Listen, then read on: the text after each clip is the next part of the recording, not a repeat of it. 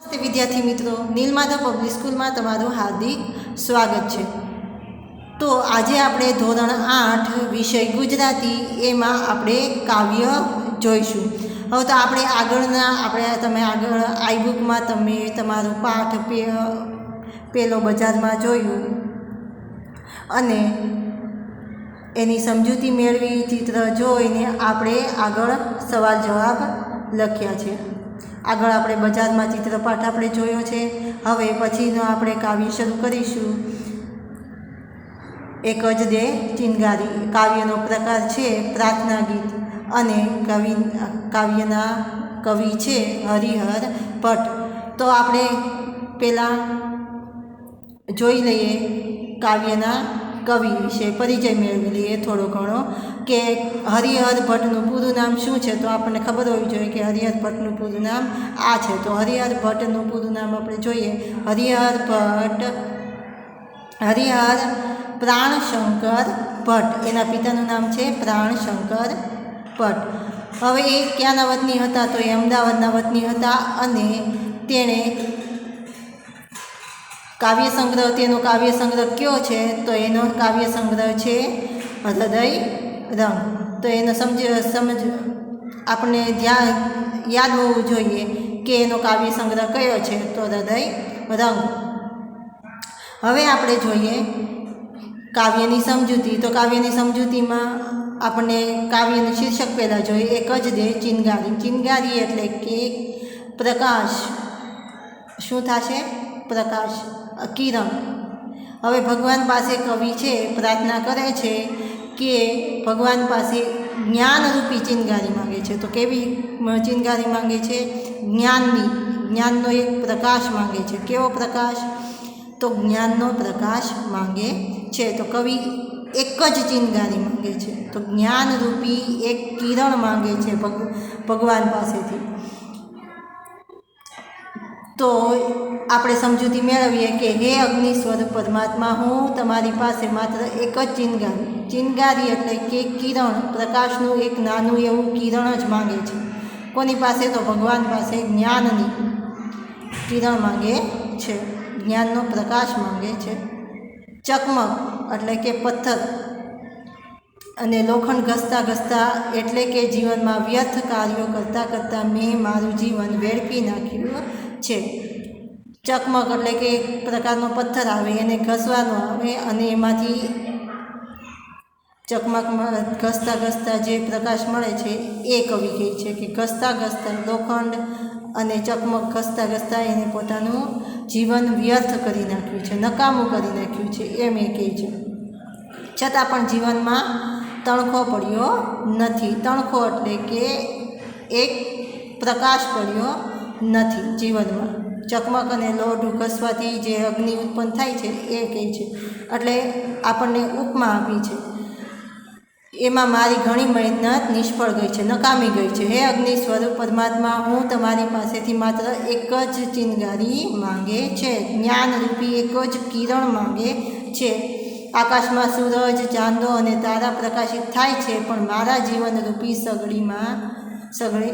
સગડી સળગતી નથી, જ્ઞાનરૂપી સગડી સળગતી નથી એમ કહે છે। સૂરજ અને ચાંદો એ તારા બધાય પ્રકાશિત થાય છે પણ મારા જીવનમાં જ્ઞાનરૂપી પ્રકાશ પડ્યો નથી। મારે માટે આ બાબત ખૂબ જ દુઃખજનક છે। હે અગ્નિ સ્વરૂપ પરમાત્મા, હું તમારી પાસેથી માત્ર એક જ ચિનગારી જ્ઞાનરૂપી પ્રકાશ માંગુ છું। ઠંડીમાં હું ધ્રુજી ઉઠું છું, ઘણા દુઃખો મને ડરાવે છે એવું એ કહે છે લેખક। હવે મારી ધીરજ ખૂટી ગઈ છે। હે અગ્નિરૂપી પરમાત્મા, મારી ધીરજ ખૂટી ગઈ છે। હે અગ્નિરૂપી પરમાત્મા, હું આપની પાસે વધુ કંઈ નથી માંગતો। શું માંગે છે? વધુ કંઈ નથી માંગતો પણ જ્ઞાનરૂપી એક પ્રકાશ, એક કિરણ માંગે છે। હું આપની પાસે વધુ કંઈ નથી માંગતો, માત્ર મારા જીવનમાં જ્ઞાનરૂપી પ્રકાશ ફેલાવી દો એટલું જ કવિ કહે છે। હવે ધન વૈભવ તો ભગવાન પાસેથી માંગતા નથી પણ કવિ ભગવાન પાસે ખાલી જ્ઞાનરૂપી એક કિરણ જ માંગે છે. તો આપણે તમારી આઈ બુકમાં તમારું કાવ્ય કાઢો અને લખવાની શરૂઆત કરીએ. પ્રશ્ન 1, એક જ દે ચિનગારી કાવ્યનો પ્રકાર જણાવો. તો તમને ખબર હોવી જોઈએ કે કાવ્યનો પ્રકાર આપણે જોઈ લીધેલું છે, આગળ સમજૂતી મેળવી લીધી છે. તો એનો જવાબ આપણને ચટ દઈને યાદ આવી જવો જોઈએ. તો એનો જવાબ લખો. એક જ દે ચિનગારી કાવ્યનો પ્રકાર પ્રાર્થના ગીત છે. ભગવાન પ્રાર્થના કરે છે, ભગવાન પાસેથી પ્રાર્થના કરે છે. કવિ ભગવાનની પ્રાર્થના કરે છે એટલે આ ગીત કેવું છે? તો પ્રાર્થના ગીત છે. હવે બીજું, એક જ દે ચિનગારી કાવ્યના કવિનું નામ શું છે? તો આપણને ઓપ્શન આપેલા છે. એ હરિહર ભટ્ટ, બી નરસિંહ મહેતા, સી કવિ નાનહાલાલ, ડી મીરાબાઈ. તો આપણને ખબર હોવી જોઈએ કે આ કવિનું નામ શું છે. આ કાવ્યના કવિનું નામ આપણે આગળ જોઈ લીધેલું છે, હરિહર ભટ્ટ. તો જવાબ આવશે એ. હવે ત્રીજું, કવિ ઈશ્વર પાસે શું માંગે છે? તો આપણને ઓપ્શન આપેલા છે. એ જિંદગી, બી આભટારી, સી ધન સંપત્તિ, ડી ચિનગારી. શું માંગે છે કવિ? ઈશ્વર પાસે કવિ શું માંગે છે? તો ચિનગારી માંગે છે. જ્ઞાનરૂપી એક પ્રકાશ માંગે છે, જ્ઞાનરૂપી એક કિરણ માંગે છે. ચિનગારી એટલે કે કિરણ. તો શું આવશે? ડી. તો જવાબમાં લખો ડી. હવે ચોથું જોઈએ, ચકમક સાથે શું ઘસવાનું કવિ કહે છે? આપણે આગળ સમજૂતી મેળવી લીધી છે. તો ચકમક એક પથ્થર છે. શું છે? પથ્થર. પથ્થર ઘસવાથી, પથ્થર સાથે લોઢું ઘસવાથી અગ્નિ પ્રગટ થાય છે. તો જવાબમાં લખો ચકમક સાથે લોઢું એટલે કે લોખંડ ઘસવાનું કવિ કહે છે. પાંચમું જોઈએ, લોઢું ઘસતા ઘસતા કવિએ શું ખર્ચી નાખ્યું છે? તો એનો જવાબ લખો. લોઢું ઘસતા ઘસતા કવિએ જિંદગી ઘસી નાખી છે. છઠ્ઠું જોઈએ, કવિ માત્ર એક જ ચિનગારી શા માટે માંગે છે?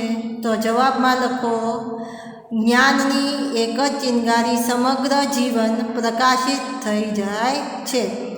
આપણામાં જ્ઞાન હોય તો આપણું જીવન પ્રકાશમય થાય છે, એવું એ કવિ કહે છે. તેથી કવિ માત્ર એક જ ચિનગારી માંગે છે. બીજું બધું આપણી પાસે ધન વૈભવ તો હોવો જ જોઈએ. જો જ્ઞાન ન હોય તો આપણે ધન વૈભવનો ઉપયોગ કઈ રીતે કરીશું? આપણા જીવનમાં જ્ઞાન હોવું જરૂરી છે. તો જે જ્ઞાનની એક જ ચિનગારી સમગ્ર જીવન પ્રકાશિત થઈ જાય છે, આખું જીવન આપણું પ્રકાશિત થઈ જાય છે, એવું કવિ કહે છે. તો હવે સાતમું જોઈએ, જીવન ખર્ચી નાખવું એટલે શું? તો જોઈએ, જીવન ખર્ચી નાખવું એટલે જવાબમાં લખો. જીવન ખર્ચી નાખવું એટલે નાના મોટા અનેક કાર્યો કરવામાં જીવન પૂરું કરી નાખવું, જીવન વેડફી નાખવું નાના મોટા કાર્યોમાં.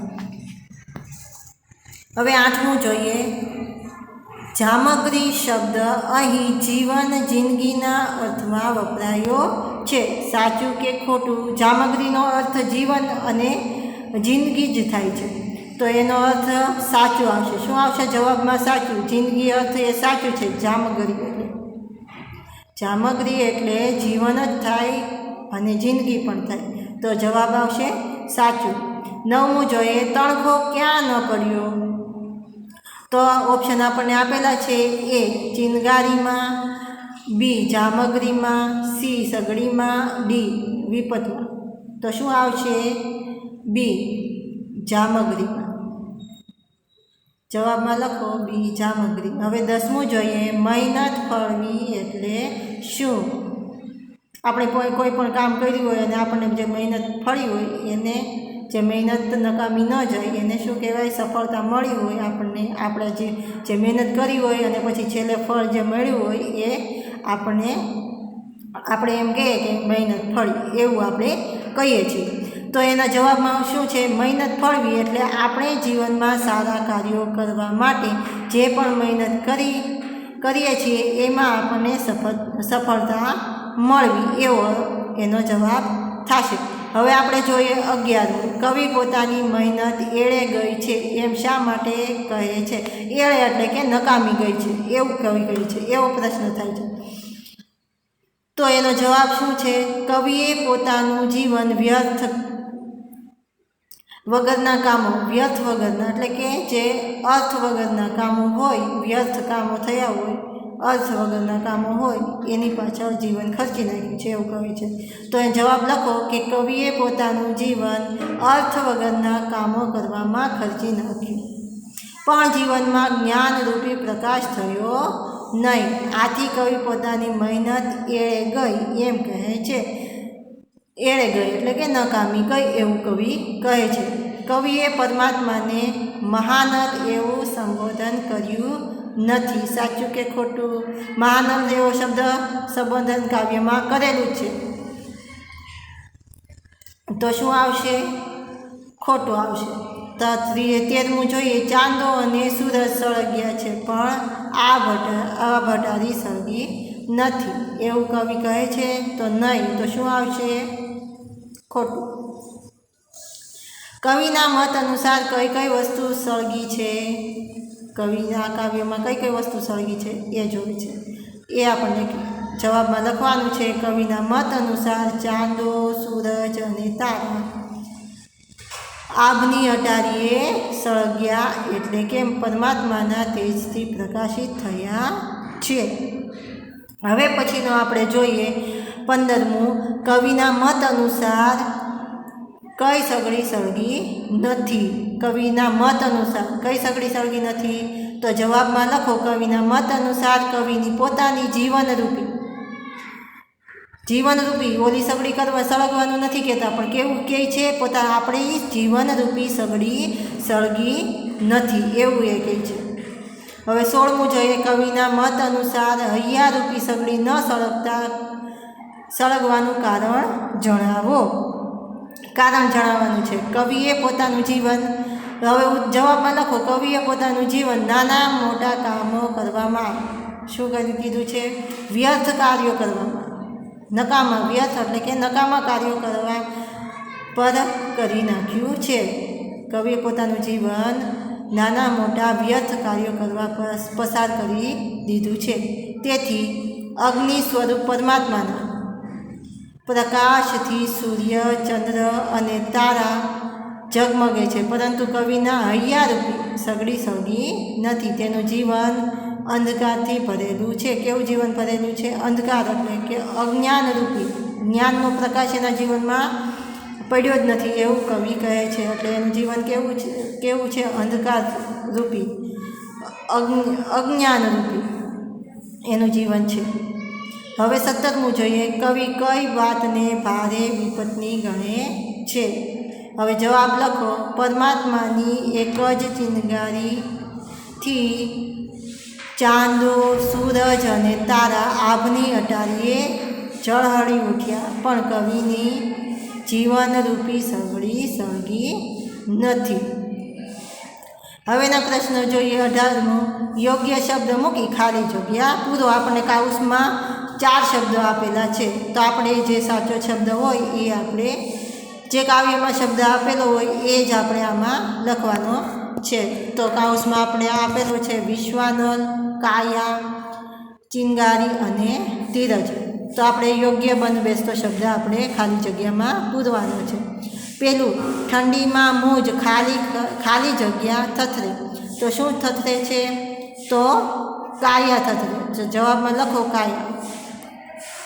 હવે જોઈએ પ્રશ્ન બીજો, બીજી ખાલી જગ્યા જોઈએ, ખૂટી ખાલી જગ્યા મારી. તો શું કવિનું ખૂટી ગયું છે? ધીરજ ખૂટી છે, તો લખો ધીરજ. ત્રીજું જોઈએ, ખાલી જગ્યા હું અધિક ન માંગું. વિશ્વાનલ. શું આવશે? વિશ્વાનલ. અધિક આખું વિશ્વ હું નથી માંગતો, એમાંથી જ્ઞાનની પ્રકાશરૂપી એક કિરણ જ માંગુ છું. હવે પછીનો પ્રશ્ન જોઈએ 19મો, કવિની ધીરજ કેમ ખૂટી ગઈ છે? તો આ તમને આનો સવાલ આપણને આપેલો છે, ખાલી સમજવાનો છે. કવિની ધીરજ શું કામ ખૂટી ગઈ છે એ જોઈએ. કવિએ પોતાની આખી જિંદગીમાં જ્ઞાનરૂપી પ્રકાશ મેળવવા ખૂબ પ્રયત્નો કર્યા, પણ એમની બધી મહેનત કેવી ગઈ છે? નકામી ગઈ છે, એળે ગઈ છે. કવિના મનમાં પ્રશ્ન થાય છે કે અગ્નિ સ્વરૂપ એટલે કે ભગવાન પરમાત્મા, અગ્નિ સ્વરૂપ પરમાત્મા પાસેથી પ્રકાશ મેળવીને ચાંદો, સૂરજ અને તારા આકાશમાં અટારીએ ઝળહળે છે, આકાશના આભમાં ઝળહળે છે. પણ મારું જીવન અંધકારમય કેમ છે? પ્રશ્ન કરે છે મનમાં કે મારું જીવન આવું અંધકારમય કેમ છે? પરમાત્મા મારી એક નાનકડી વિનંતી પણ પૂરી કરતા નથી. આથી કવિની ધીરજ ખૂટી ગઈ છે. હવે 20મું જોઈએ. એક જ દે ચિનગારી કાવ્યની સમજૂતી તમારા શબ્દોમાં વર્ણવો. તો આપણે જોઈએ આપણા શબ્દોમાં જ, કવિના શબ્દોમાં જોઈએ. હવે જોઈએ જવાબ. આ કાવ્યમાં કવિએ પરમાત્માને અગ્નિ સ્વરૂપ એવા મહાનલ કહ્યા છે. અગ્નિ સ્વરૂપ એવા મહાનલ શબ્દ વાપરેલો છે ભગવાનનું નામ. કવિ ઈશ્વરને કહે છે કે મેં મારી આખી જિંદગી ચકમક સાથે લોઢું ઘસવામાં જ વ્યતીત કરી છે, પસાર કરી છે. મારી બધી મહેનત નકામી ગઈ છે. આખી જિંદગીમાં મેં જે વ્યર્થ કાર્યો કર્યા છે, નકામા ગયેલા છે, એવું કવિ કહે છે. જેમ આભ તારા, ચાંદો અને સૂરજના તેજથી પ્રકાશિત છે, તેમ મારી જીવનરૂપી સગડીમાં પ્રકાશ નથી. ઠંડીમાં મારી કાયા થથરે છે. હવે મારી ધીરજ ખૂટી ગઈ છે. તો હે વિશ્વાનર, હું આપની પાસે પ્રકાશ રૂપે એક ચિનગારી માંગુ છું, બીજું કંઈ નથી માંગતો. ઈશ્વર પાસે આવી પ્રાર્થના કરવામાં આવી છે. હવે પછીના આપણે જો આગળના આપણે પ્રશ્ન 1 થી 20 આપણે જોયું છે. હવે પછીના પ્રશ્નમાં આપણે 21 પ્રશ્નથી જોઈશું. આપણે આજે કાવ્યની સમજૂતી મેળવી છે અને તમારી આઈ બુકમાં આપણે 1 થી 20ના પ્રશ્નના જવાબ લખેલા છે. હવે પછીના વિડીયોમાં આપણે આગળ શરૂ કરીશું. 21મો પ્રશ્ન શરૂ કરીશું. Thank you.